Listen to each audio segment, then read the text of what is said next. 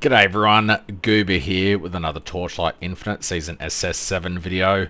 One of the viewers and a mate from work has been struggling all season to make currency. So I thought I would see if I can go down to 8-0 where he is farming. And with no investment, with just some points in here, see if we can make some currency. So all the Eterna stuff, just make it as simple as possible. Everything Eterna, everything for Resonance Eyes. I don't know how these drop in T8-0. They drop a lot in deep space, so hopefully we get a reasonable amount of these. I haven't gone with Dream. I didn't want to, cheese it with that. And then into here, I really wanted to go here, but I decided to test out the chests instead. I hear they're good, but I haven't actually tested them at all this season. And then the star shards as well. So we will be getting a whole bunch of star shards. Hopefully we get something from the mystery chests. We should be getting a whole bunch of Eterna stuff, and hopefully we get a bunch of Residence Eyes as well. The eyes go for about 0.5 each. The fleetings currently go for about 1, and the eternal reverberations go for about 3. Onto here, we are just guaranteeing more star shards with a bit of drop quant there.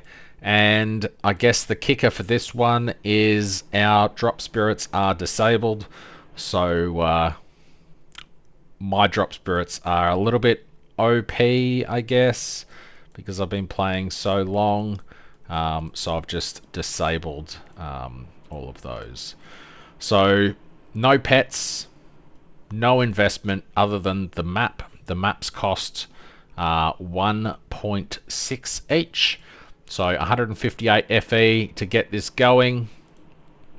If you have my spreadsheet, the void chart that I made for this is just there. It's called The Dan of Fitzville. Anywho, play on his name. And yeah, so I guess I'll do an hour, see if I can make a decent amount of currency with basically no investment, no pets, and just using a very basic strategy. So what I'll be doing is I'll just be in Time Mark 8 Lava Sea, because the Confession Chapel is fantastic and I don't really care about any of that. So I'll just be running unjuiced maps. Hopefully we can go through and get some decent loot. Probably be better if I was on a different character, but I'm not sure if I'll do these or not yet, so I'll just make that decision along the way, I guess. Probably not is what I'm thinking. Yeah, that's not dropping anything, it's just slowing me down. So all I want is raw FE drops is always welcome. Hopefully we have some Residence Eyes in here. Residence, Eternal, Reverbs. So I didn't see a Resident, which is weird. Thought I had a 100% chance to drop one, but maybe not. Anywho, I'll start a timer, see how we go, and I'll unpause if I get any awesome loot. I think I need to read the star chart real quick.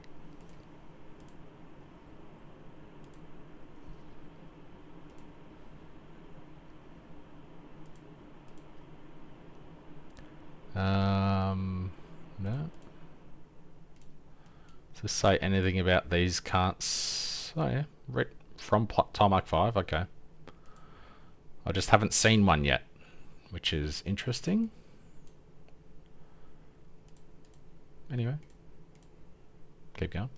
There we go. The residents can spawn, which is good. One just spawned and dropped me 12 eyes, which is pretty cool. So I guess that's about 6 FE. Don't know why they're not spawning every single map though, which is a shame. There's some stuff in this test that I'm just going to have to not count. I had Cube randomly spawn in a map a couple of maps ago, and I got a desire core. So I guess I won't count that, at least in the Dan calcs. But we'll see how we go. It's pretty chill. Oh, it's not really a boss rush because I'm clearing pretty much all of the map. The residents' eyes don't really drop that often, but when they do, they drop, 12 or something like that, which isn't too bad. Be a lot better if we were higher, but this the difficulty does. Guess we'll do a quick 15-minute update, maybe at the end of this map. It's pretty chill just doing this. It's not really quite as boring as boss rush because you're actually clearing the whole map. However, I am seeing that a turner is very, very, very, very, very, very, very, very, very, very, very good. Whereas residents maybe not at 8-0. I guess we'll have a quick check. Had 11 FE drop so far. We've had 12 of these drop, so that's about 30 FE. That's about 15 more FE. We've had 17 of these drop, so I guess that's 9 FE. So, 40 FE versus 9. So a turner is very, very, very good. Plus a few of these. They're not really worth that much though. We've also done 20 maps, so that's another 40 of those. So, 60 FE or so. We're not going to count this in the end total, but it's looking like a few hundred FE an hour, most likely. Alrighty, so this is probably the last map of this journey. It's been pretty chill, to be honest. I don't think it's making a ridiculous amount of currency. However, I'm also not using any drop spirits. And looking at my XP bar, I've made about 50% XP for the hour, which is really cool. So I think I might continue this on a little bit. There might be some tweaks to be made. The chests in the boss room have been a little bit of a letdown, at least in 8-0. So I think those points can probably be redistributed elsewhere for better effect. The star shards, they're just guaranteed money, so I wouldn't replace those. However, these ones here, it's just in the boss room. It's not the extra chests that spawn. Unless that influences the extra chests that spawn in the map, I don't know. I would like to put them into here because whenever that triggers, that's 40 resonance, which is 4 flame elementium right now, which is really cool. And if it's, if it's a 5% chance to get 60, then that's even better. But anyway, I don't want to put them in there. I do want to put them in here, although I need 16 for that. Then ideally I would want 5. So I would want 21 for in here minimum. Because I had this spawn twice randomly and I got 2 desire cores. So if I could include that into the core, that would be really cool. But first, let's have a look at the loot that I got. Random stuff there. Not really anything to write home about. But because I salvaged it, that's a thread, which is a couple FE, which is cool. So we had 57 raw flame elementium drop, and that's without pack spirits. That's without counting these as well. So that's really quite decent. Let me just spreadsheet it and I'll be right back. Alrighty, so looking at everything that dropped, we used 20, we ended up with 27 beacons. We actually ran 79 maps in the hour. That means we had 7 maps drop for the ones that we were using, which is cool. Other maps that dropped, we had 16 other maps. I just counted them all as, you know, the lower, even though a couple were the Glacial Abyss, which are 2 FE each. But that's fine. Let's just include them in that. The Lava Sea Star Shards, 166 Flame Elementium there. So just those more than paid for the entire thing. So 51 FE profit just from that one item. And then adding in, there's no tax on Flame Elementium. And yeah, so I didn't include the Lost Secrets. There wasn't many. I wasn't juicing and I wasn't using Pack Spirits. So that's quite interesting. What I thought was surprising was the Soul Candle tiers. They're only 0.2 each, so I didn't really expect much of that. But 13 Flame Elementium, just for, I think, 4 extra nodes that I don't normally take, is quite surprising. Resident's Eyes, 35 FE for that. Don't know if it's really worth it in 8-0. Could probably put those points into spawning Cube instead. And then if you got 1 Desire Core from that, then that pays. That's just better than that in general. So I think I want to try this again in Profound with the same setup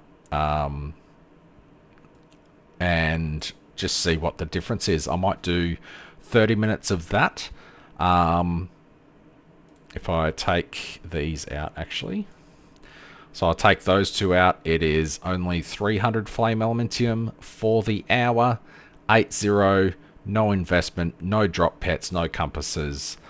Just slamming Confession Chapel over and over again. So that's really good. Now I'm going to go and do this again. I'm going to do it in Profound and see how we go. Alrighty, this will be the last map of the 30 minutes. It is a bit slower. It's definitely far more deadly. I have died a few times, but I'm using revival tokens so I don't lose that XP that I gained through the other hour of the test. So hopefully I can continue doing this for a bit and level up. And although I've got to work in the morning and I'll be on the train, so I'll probably do something stupid and lose all of my EXP. But that aside, I don't know if this has been that much more profitable than standard. So I'll do one more map. I did get some gloves. I saw someone using these gloves on Twitch and it looked hilarious. So I do lose 1 trillion DPS when I put these on. However, I'm kind of hoping that maybe it's not too bad. Yeah, look at that. How cool is that? This actually works. That's hilarious. So I deal only 400 billion DPS with these gloves on, but that's kind of cool. Single target damage is probably not that fantastic. Yeah, that's kind of bad, but oh, how good is that? How good is that? Nice. I'm glad that I can farm in Profound with these gloves on. So let me pull up the spreadsheet and see how we went. So what's pretty interesting about this strategy based off this is the drops are basically the same between Profound and almost exactly the same. Profound or 8-0. The amount of fleetings was pretty much half. The amount of Eternals was pretty much half. Resident's Eyes slightly more than half. So they maybe drop a tiny bit more often. So that would have been 82, maybe 10 more. That was half. I killed a little bit slower, so that was less than before by, still only about 4 or 5 maps, but still less. That was more beacons that dropped, which, okay, it's not a huge amount of FE though. half of the Netherrealm residents, so no change there. We did get a 100-fold windfall drop, but yeah, it's pretty interesting that this strategy is just as good in 8.0 as it is in Profound. The difference may come when you use actual drop pets and get some drop quantity affecting the loot that comes out, because you can get stacks of 50 FE in Profound, so maybe that's the difference here. But at the core, there's no difference between T8-0 and Profound for this strategy. I'll have to test it out with a few tweaks, and I'll make the Dan of Fitzville 2.0. But yeah, this was a fun one to make. Hopefully it helps Dan out with making some FE, and I'll see you in the next video. Cheers.